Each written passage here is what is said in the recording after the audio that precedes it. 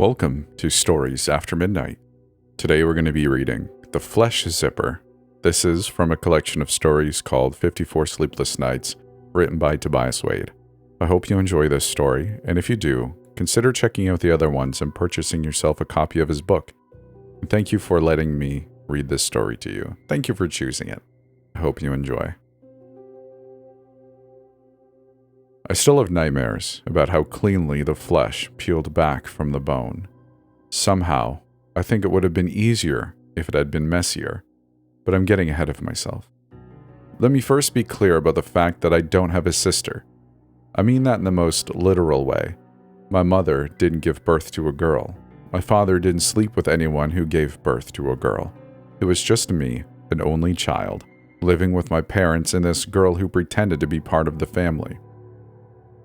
My parents called Amanda their daughter, but they were lying.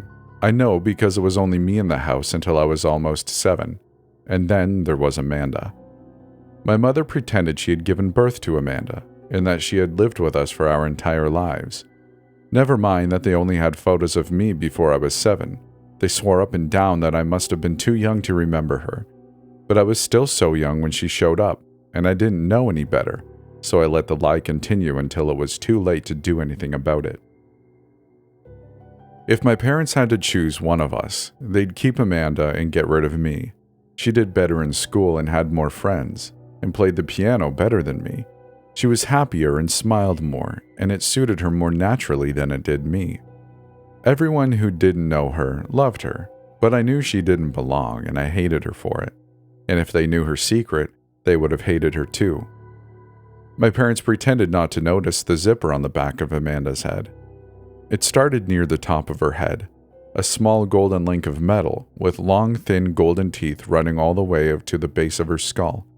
It was usually hidden behind her curly brown hair that looked so much like mine, no one would even guess we weren't related.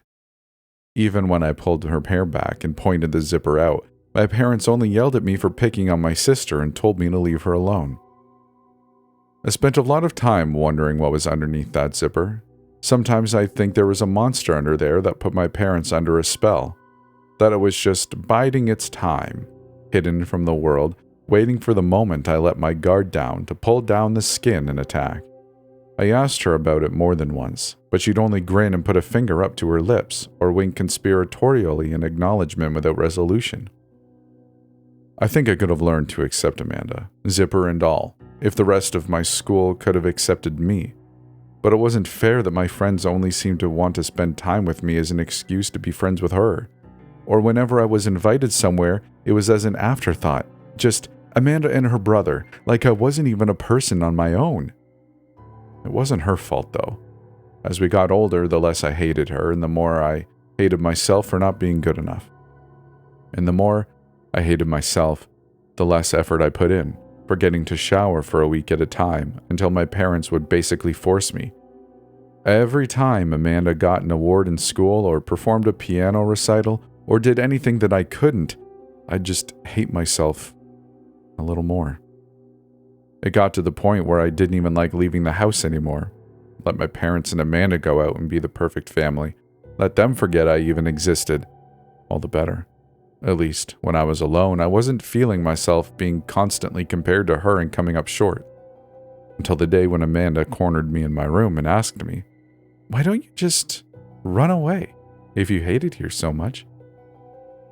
I told her that she's the one who should run away, and that I'd be fine once she was gone. I said it as a joke, but ever since, I couldn't stop thinking about the idea. If I could just get rid of her, then my family would be whole again. I wouldn't need to keep fighting to be seen, always comparing myself to someone who never belonged here in the first place. It got to the point where I'd spent all day fantasizing about her getting lost in the woods, or hit by a car, or even abducted. Anything to get her out of my head and out of my life for good.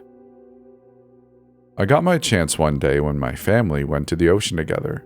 I didn't want to go, and when I got there I didn't want to take off my shirt or even get in the water. But Amanda was jumping through the waves, and I could tell by how my parents looked at me, how disappointed they were that I would never be carefree and happy like she was. It was starting to get dark, but Amanda was having so much fun and didn't want to go back yet. My parents decided to leave us at the beach while they picked up some food and came back. I'd been in a dark mood all day and wanted to go sit in the car and not get out again, but I saw the unique opportunity that my ghastly thoughts couldn't steer away from. The beach was emptying out as it grew dark, and I was alone with Amanda beside the endless ocean. I forced myself to go into the water for the first time that day, wading into the icy chill and hating every moment of it, hating myself for what I was thinking, hating Amanda for not minding the cold, hating the world for bringing me to this point. "I know what you're thinking," she told me when I waded out to join her. I told her she was wrong because I could barely even admit it to myself. I waited until she turned around to look at the crashing waves, to grab her by her hair and force her head under the water. I think she really must have known it was coming, though, because she didn't even fight me as I held her down. She just floated there so peacefully. And I don't know why, but that made me even angrier. Holding her beneath the waves, by the back of her head, my finger scraped across the golden zipper hidden beneath her hair. I hadn't even thought about it since we were kids, but its presence pierced through my haze of bitterness and anger and filled me with an insatiable curiosity. I dragged her out of the water just long enough to grip the slick metal with my other hand, ripping it down through her skin to reveal the terrible secret she'd been hiding for so long.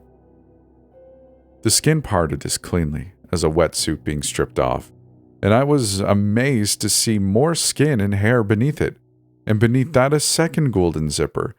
Again I ripped it down, as well as the zipper after that, and the one deeper.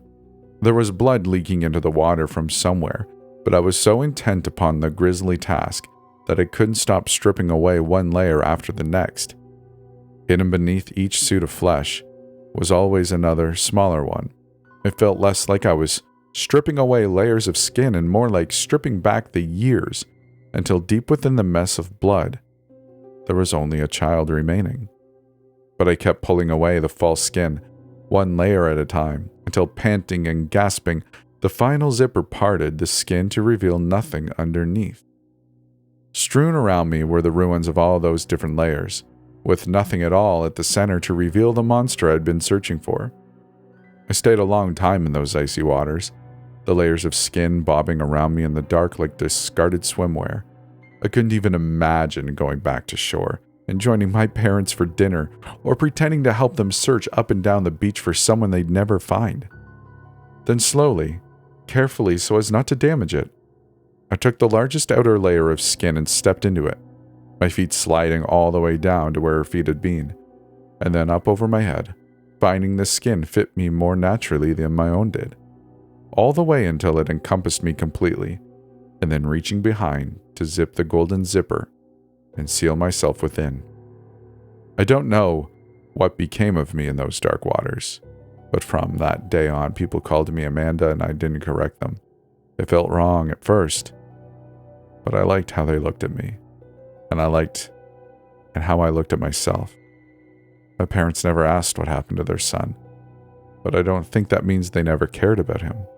They recognized me for who I was, and who I was meant to be all along.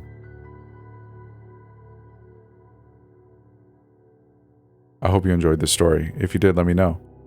Subscribe for more spooky stories if you'd like. And if you'd like to join our Discord, it's a pretty chill place. We have people joining all the time, relatively speaking. If you'd like to become a patron and support this channel even more, which is obviously not required. I mean, you can watch these stories for free and listen to these stories for free. But if you'd like to support the channel, there is a Patreon available, and links to those things will be in the description and a little more. So I hope you enjoyed yourself here, and I hope I will see you in the next one. Take care now. Bye-bye then.